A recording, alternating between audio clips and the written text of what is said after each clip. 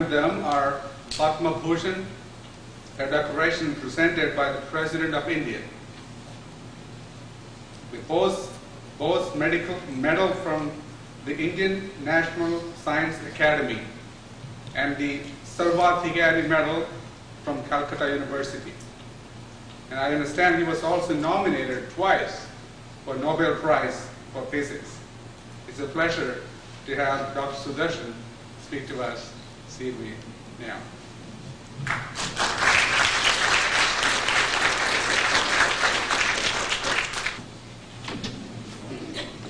Thank you very much for inviting me to come and participate in this forum, and I hope I will get other opportunities to come. I am, unlike the two previous speakers, a person who is completely antisocial. I have never participated in any major upheavals, nor have I any specialized knowledge about economics. I do know how to balance a checkbook, and I can read a balance sheet, and I can even ferret out some details from prospectus and things of that kind. But in terms of knowing what makes people tick, I know very little. Being a physical scientist is a very hazardous thing. For one thing, of course, your world is the world. And therefore, you become very imperialistic. You believe that in fact there is only one science and everything else is a corollary. It's an annotation. I understand from my colleagues in other areas that they also have these same ideas, that economists think that they know everything. Teachers of philosophy think that, of course, everything is a branch of philosophy. And computer scientists, of course, know that the world runs on using computers. But let me tell you a little bit about what I have learned about physical science and the path of discovery and theory making and evolution or discovery of laws, to compare, first of all, to make up for my lack of knowledge about economics, and secondly, to compare it with evaluate the present book in its proper setting. In the physical sciences, of course, we do have theories. They keep changing. Now, of course, any amount of evidence cannot change a person's mind. There is the famous story about an astronomer who was giving a lecture about cosmology and talked about the solar system, talked about the star system, galaxies, and so on. And there was a lady in the front of the thing who was shaking her head all the time. And people were quite distracted by her, and eventually the person asked, why do you not agree? She said, no, I don't agree. He said, well, do you have a better theory? She says, yes. The earth is supported on the top of a turtle. He said, but what about that turtle? She said, that turtle is on top of another turtle. And if you are going to ask where that turtle is, there are turtles all the way down. So she had a flawless theory, and as far as she was concerned, she was not going to be influenced in changing anything. And of course, if the astronauts had traveled around the world, or if anybody had traveled in a jet plane, she would have said, well, you probably did not meet the turtle because the turtles were some other place. In the same sense that in physical science, the laws, we have no executive power, we have only the power to discover and delineate, advise, but not necessarily to enforce. Fortunately, physical laws don't have to be enforced, they are in full force. Anybody who disbelieves it, all one has to do is to climb up on top of a tree and let go and then see whether you can defy the law of gravity. However, things which are so evident at the present time are were not evident for many people in the past. And every now and then, of course, the theories do get expanded, enlarged, and new ideas come into the thing. And most of the technological development that we take for granted at the present time could not have been conceived of at the beginning of this century, because the physical theories which are underlying the thing were not even thought of at that particular time.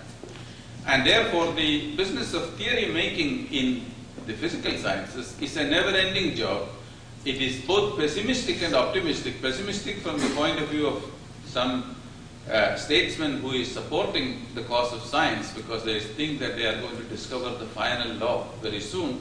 But it is very optimistic because there will be always something. I mean, I don't have to worry that next year everything will be discovered, then after that there would be nothing to do. There will be things to do 100 years, 1,000 years from now if we are still here. Even if we are not here, there will be things to be discovered. But how does a person participate in these theories? They participate in it by observing, analyzing, learning all they can, and then developing. And therefore, there are different kinds of scientists. There are some scientists who are great experts in very small technical areas, and they are highly valued until, of course, people will change their mind. For example, people who are connected with building the super collider, now nobody is particularly anxious to talk to them. When you get a telephone call from them, you tell your secretary that you are out. But on the other hand, there are other people who foresee certain things. They are prophets who predict what should happen in some time. Sometimes it takes 20, 30, 50 years before the ideas come. And finally, there are the great synthesizers who are able to look at a wide variety of things and then give an all-encompassing theory. Some of you have heard about the grand unified theory and the theory of everything and such modest titles by physicists. Of course, nobody takes them very seriously, including the people who make the titles, but the idea is that it is a legitimate business to synthesize things so that we can try to derive more consequences and find their interconnection from various things. And it is said that theory making is very much like falling in love. The first time you discover a theory, you know that's the great truth. In fact, it is the greatest truth. But in course of time, you find that that was not the real truth. There was something more, and then you discover something else, and you discover something else. And you know at the very last time that you have discovered something, that was the first true thing that you have discovered. In the same sense that it seems to me that even in economics, which I don't know anything about, it must be that there are people who are great economists in special areas, but other economists who are dealing really with synthesizing areas. And in the process of synthesis, one evaluates things, and it is therefore a branch of philosophy because in some sense one is assessing what has been found in course of time by various people, putting them together and then trying to see a particular value for this one. I had earlier thought that it would be very appropriate to refer to the author as a person endowed with missionary zeal, because in some sense he is convinced of something, and like all missionaries, they are selfless, devoted, dedicated, and in some sense simplistic, because after all, if you know all the things, then of course you would not be able to pursue any particular point of view. But I think the idea of falling in love is very good, because he obviously is in love with this set of ideas, and it is a very great service that he is doing, because having brought this together, Professor Namboodiripad or I could look at the thing and then say, I don't agree with this one. Even if I don't know anything about the subject, I can say, this I do not agree with. But before that, I would have thought that economics, oh, that is too complicated. Devaluation, depression, elevation, all these things. God only knows what is happening. Sometimes they say, if there is, the dollar goes down, it is a good thing. Sometimes they say it is a bad thing. The price of oil going up or down, who knows which is good. So, in general, one did not know about these things, but it is desirable to have all the things put in a certain fashion so that one can look at it. I was disappointed about one small thing.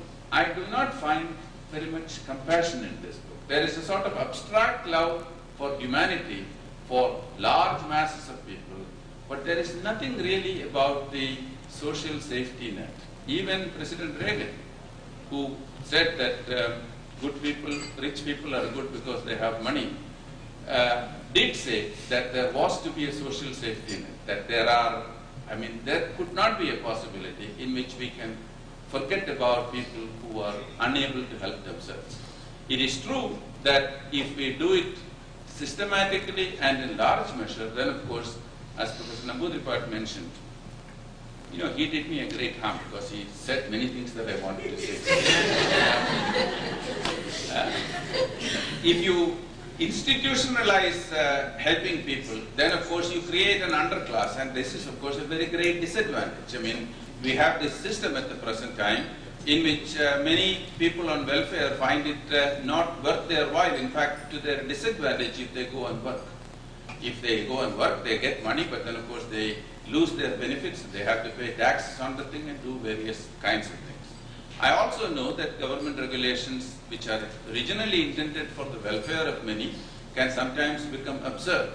I recently heard, to my surprise, that the US Postal Department has the right to go and inspect the mailing and the communications of any company and then fine them, saying that you did not have to send it by Federal Express. You should have sent it by ordinary mail or by some other mail. And they make the decision and not the people who pay for the thing and who have ideas to communicate.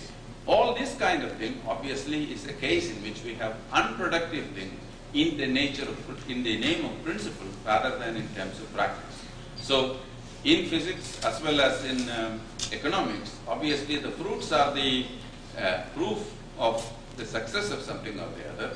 Interpretations may differ between one system and the other system, but it is very, very important that we should have a running dialogue about these things. And I would like to congratulate the author for having brought all these things together so that people like me could read it and even occupy you for 5 or 10 minutes talking about a subject that I know nothing about. Thank you.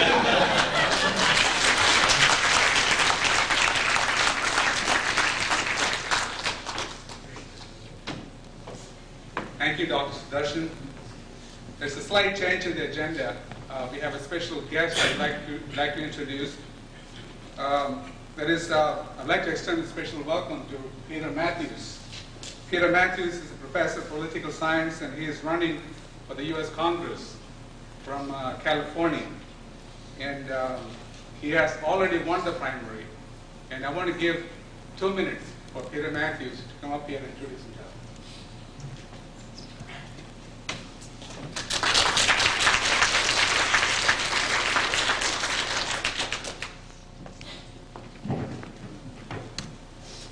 First of all, I'd like to thank the audience here and also the author, John Matthew, who has written this stimulating work about economics, I understand, for the opportunity for me to be able to speak here about politics. Not that the two are not related, am I right? Politics and economics to me are two sides of the same coin. And that's one reason I'm running for office. But before I get into a few of the issues, I'd like to introduce myself. My parents come from Kottayam in Kerala State. I was born in Madras, lived there for 10.5 years, and then my parents moved to this country so my father could pursue his graduate education in psychology. I, in fact, used to live in Texas. This is one of my favorite states because I got my college degree here in Denton, Texas, at the University of North Texas many years ago. And I'm sorry to have left you for California, but I think California's been good to me because it's given me a congressional district which can be easily won by an Indian American if we have the support of the Indian American community.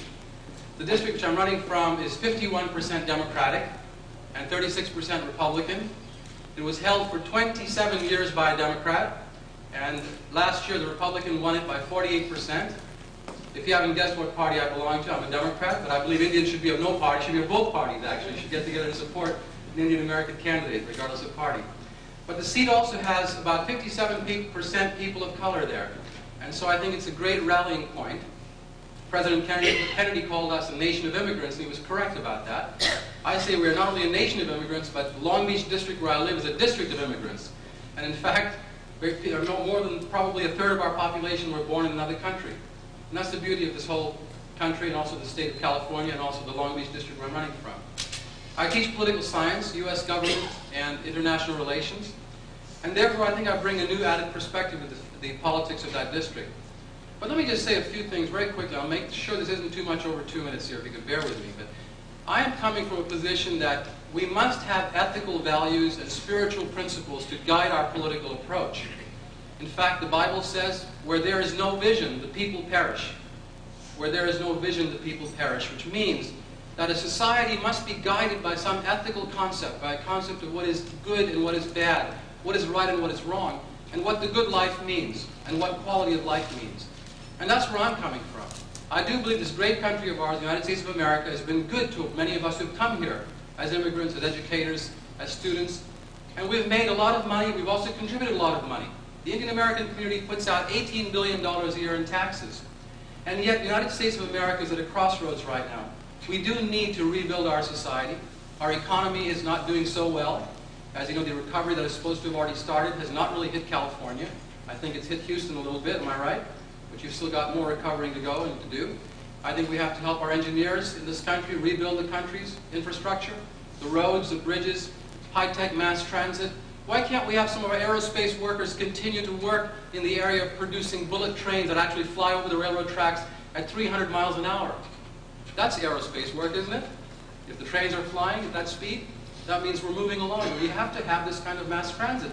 Why should we let Germany and Japan be the only ones to export environmental cleanup technology or build these bullet trains, electric cars? I want to see the United States economy rebuilt by going ahead and having an industrial policy. Let's employ our people and keep them working, producing things that we need. The other thing about vision, if we have the vision of a socially just society, we will not accept homelessness. We will not accept high levels of unemployment or lack of opportunity for middle-class youth to go to school. I'd like to see us reinvest in education and creating a healthcare system for all. Take, for example, that there are 30,000 Indian American doctors in this country. Why don't we have our doctors take a lead in the healthcare reform that President Clinton is putting out? In fact, I'm scheduled to speak with the President next week. On Friday, I've been invited to the White House by Doris Matsui with some healthcare Indian professionals. We're going there with doctors to let the President know what we think about the healthcare reform. As a congressman, I'll have your voice in the Congress for international medical graduates to be able to have a real hand in the healthcare reform so we can cut the bureaucracy and make tort reform a reality and make sure that doctors can bring healthcare to our patients in this country. To me, that's a socially just vision. And once we rebuild America from the bottom up, then everyone at the top will live a wonderful life as well. And people at the top will live a spiritual life and care about the rest of us as we will help them become wealthier. And this country will prosper. And I want to see every one of our Indian Americans here follow Gandhiji's teaching, or at least his particular phrase. He said, we must become the change that we wish to see in the world. We cannot just talk about it in church or in temple. We must become the change, which means putting our lives in the political and social arena to build a better community. So I'd like to close with this thought, ladies and gentlemen, that when the United States of America elects an Indian American to Congress, and the communities from throughout the United States elect an Indian American to Congress, then we know we will have arrived as a community. Because this country will be saying to the Indian American population, we trust you to lead and to join the leadership of this country and design a beautiful society for the future. Thank you very much, and God bless you.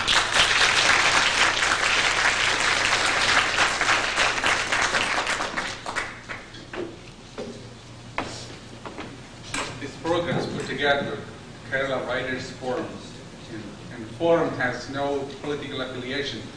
We have Democrats and Republicans here. I'm going to introduce another Republican now.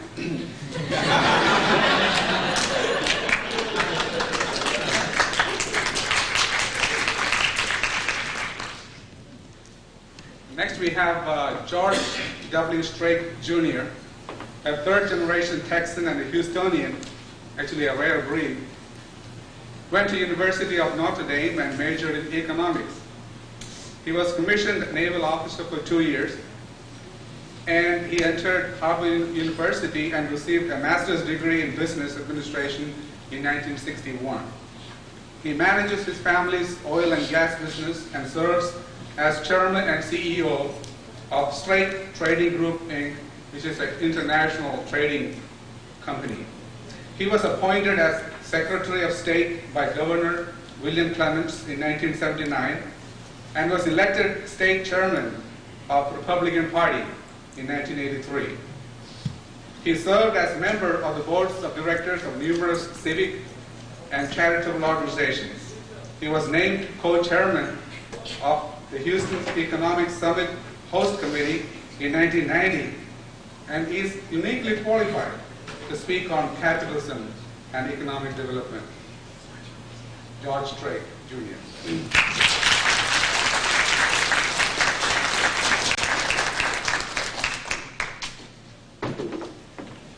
Thank you very much, Matthew.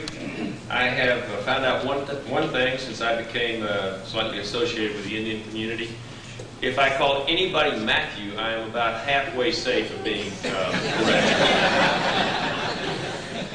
Also, I would like to call the to-be Congressman Matthew that I have it broken down, and there are Republicans and there are good and bad Democrats.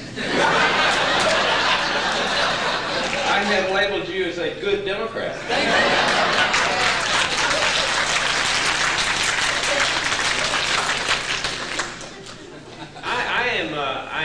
First of all, I'm surprised that I'm here, but I will tell you this, I'm very flattered to be here.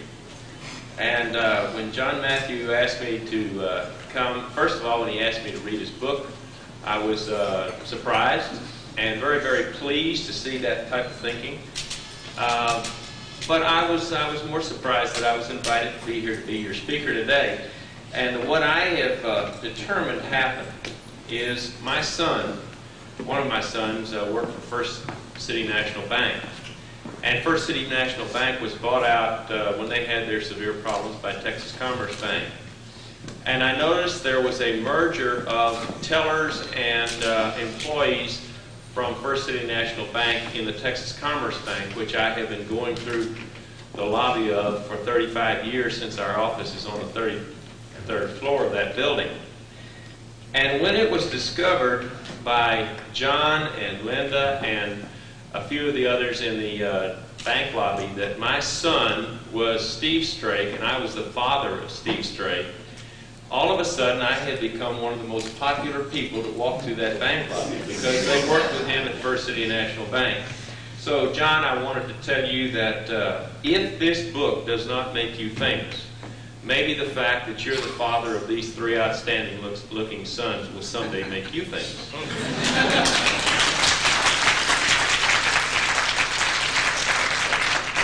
I have one other little observation before I get into my remarks, and that is, it was mentioned earlier, John, that you did not write this book to make a profit.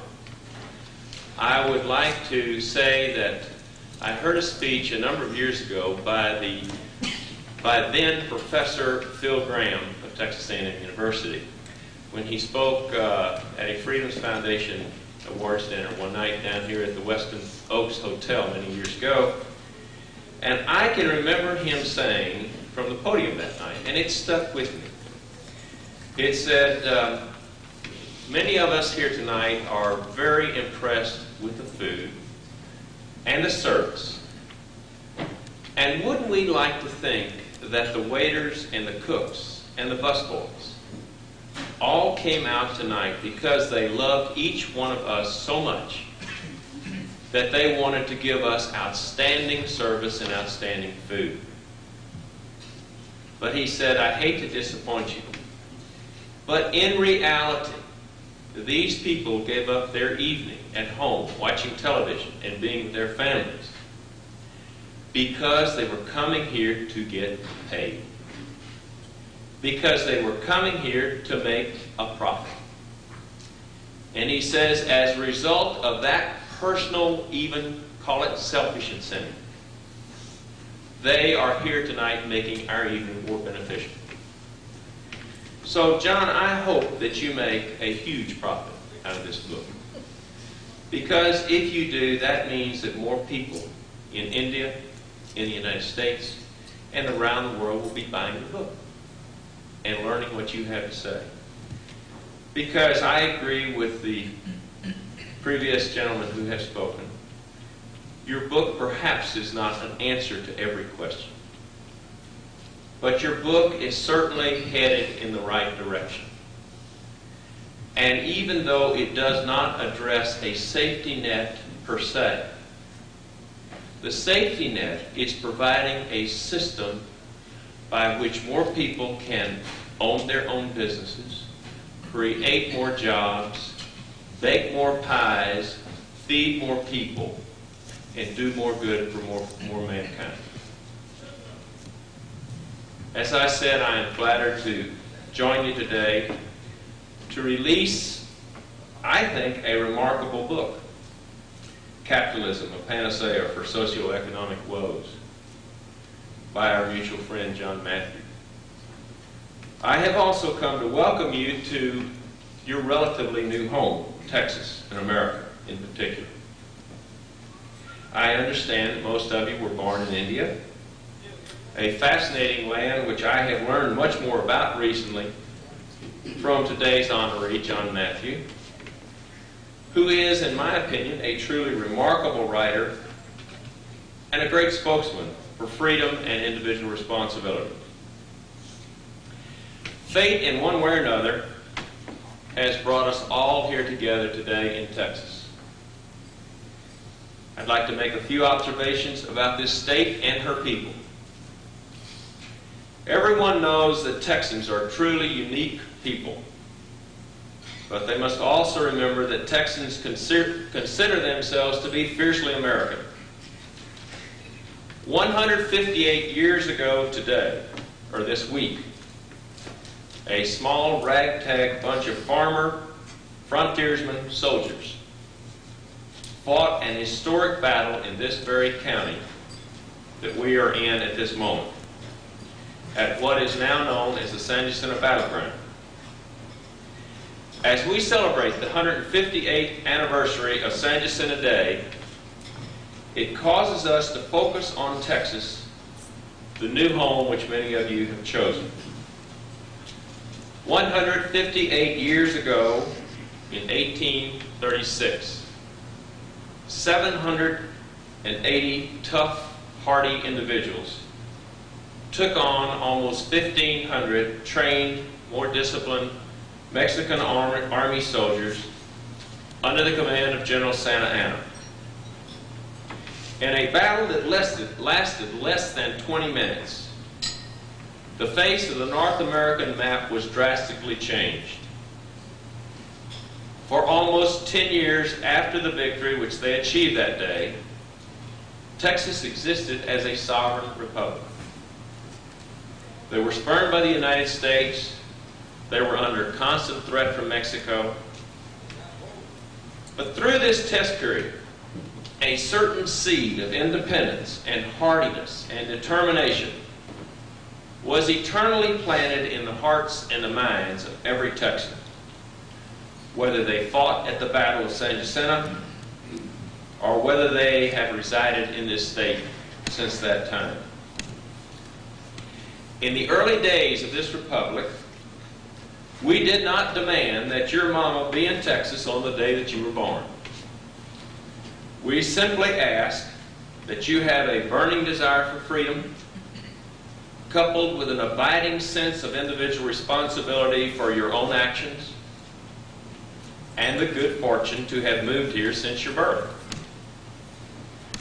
We did not question that Sam Houston was born in Tennessee, or that Jim Bowie or David Crockett were born not in Texas.